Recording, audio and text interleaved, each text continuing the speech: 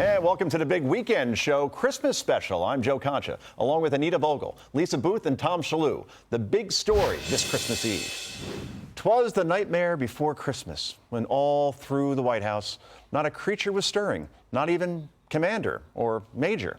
The stockings were hung by tap dancers who want to defund the police without a care, in hopes that Mariah Carey will soon be there. I'm a fan.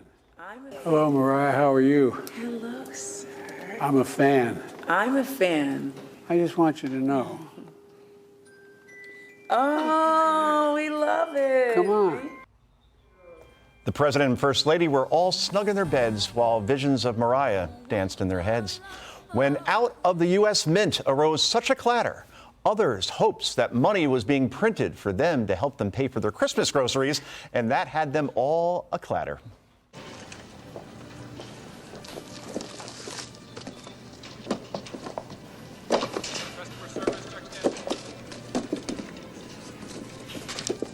Hold on, I got a coupon for that.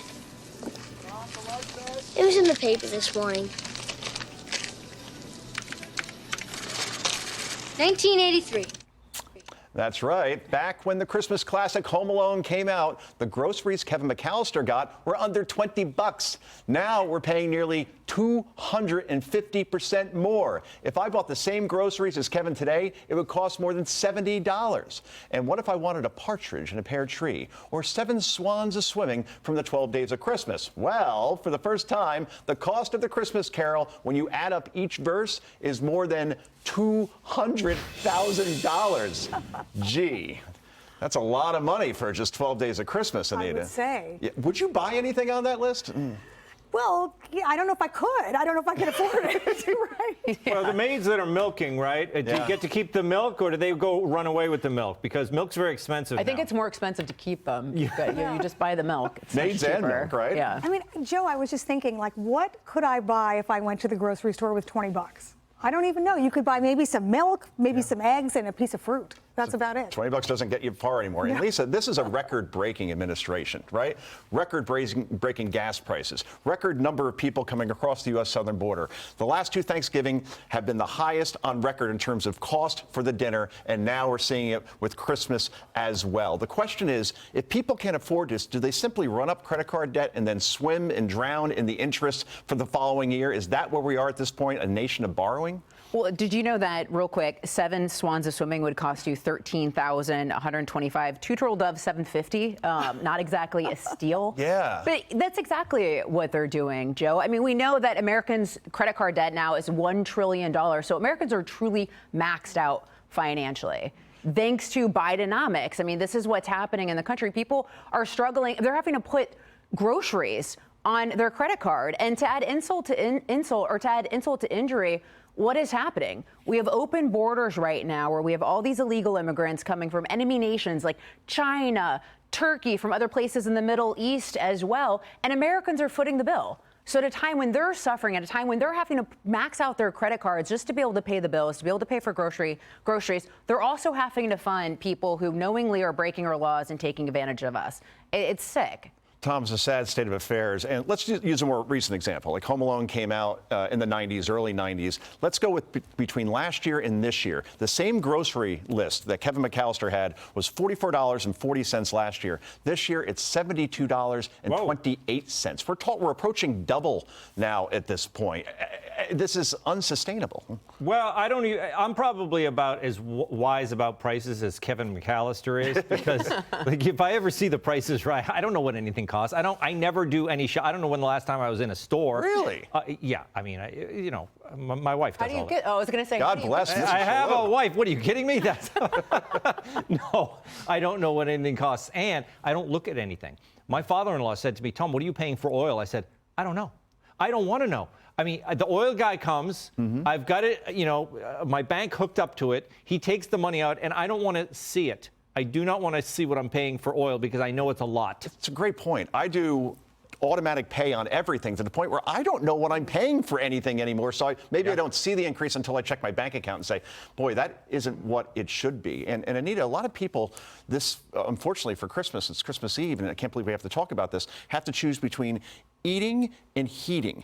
And maybe the only solution outside of running up your credit card is getting a second or third job. We're seeing more and more of that now. Yeah, we are. I mean, I know there are a number of people more and more getting second and third jobs. I know people who are, because you can't make it sometimes on one job. You know, the Commerce Department put out new numbers today on inflation. They say it's going down by 0.1%. It's down in November from October. So they say that's getting better. Maybe there's going to be a cut in interest rates next year, and people will really feel that maybe in their mortgages and their credit cards. So let's hope. But when you look at the polls and you look at the numbers that you guys just talked about, it feels like people are going to suffer this Christmas. Some people. And Lisa, I wonder the political impact of this. We're going into a presidential election year now. We're seeing Joe Biden at 34%. You look back at Richard Nixon in December of 1973, months before he resigned from office. Those are the type of numbers that he was seeing when everybody knew he was basically going out the door. Is the cost of stuff ultimately going to decide this election when all is said and done besides the U.S. border? Well, it's going to have a huge impact. Look, I worked in politics for a long time before I started doing this on campaigns and polling as well. We are a lifetime away from Election Day, so it's a snapshot in time right now, what we're seeing.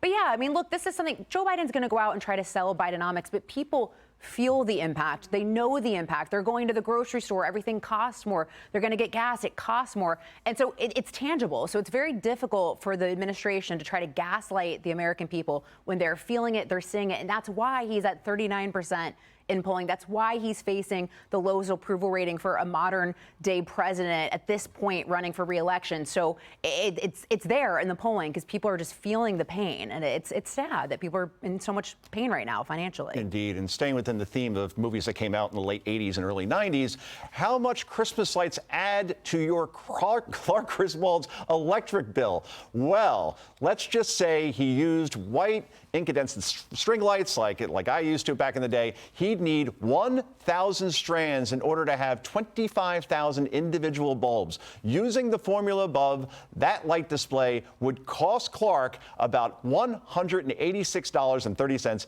after a month. And as we know, Clark likes to put these things up early, probably takes them down in January. So we're talking about a 2 or 3 month endeavor at this point. The question is, Anita, how do you decorate your house? Oh, well, it doesn't look like the Griswold Christmas. I hate to break it to you guys. No, but we have some lights, and of course we have a beautiful tree, and we have decorations around it. It's very Christmassy in our house, I would say. Do you think there's some sort of mental thing we could apply here to people that decorate their house like a Clark Griswold, Tom? Well, if I remember correctly, didn't Clark Griswold steal someone else's power to light his house? I feel like he went into a neighbor's yard and used their power. Julia Louis-Dreyfus plays the neighbor. Yes, that's right. Mm-hmm. And then eventually, I think he causes a shortage, and then the whole city goes dark, right? Correct, yes. I think I remember that happening. We did that when I was a kid. We built a fort. We built a fort, and then we put electricity in it because we ran an extension cord from the neighbor's yard into our fort. So I don't know how much power we used. I don't think, it's just a little. Did you use this movie as a guide? Yeah. I mean, listen, when we were young, we did a lot of, that's where we got our firewood. We would pilfer it from other people's yards. And I think we built the fort out of wood that we had stolen from a neighbor's yard as well. So wow, we're learning a lot here about the past. When there was wood lying around, the kid is going to put it to use. Tom, you're going to get coal now for Christmas after all these admissions. Yeah. No. Didn't she play the daughter? Who's that? The actress, Julia Louis-Dreyfus? Yeah. No, she played the next-door neighbor. Oh, my goodness. Yeah. Okay. See, I always appreciate when someone goes over the top with the Christmas decorations. It's fun. It should be celebrated. Every town has that one guy. But I like that guy or gal. Or gal, for that matter. Yeah, and now by law, we got the Obama bulbs, so they're using a lot less power. But it's like better you than me, Statute of limitations on Tom's crimes. Yeah, that's gone at this point. Hey, Sean Hannity here. Hey, click here to subscribe to Fox News YouTube page and catch our hottest interviews and most compelling analysis. You will not get it anywhere else.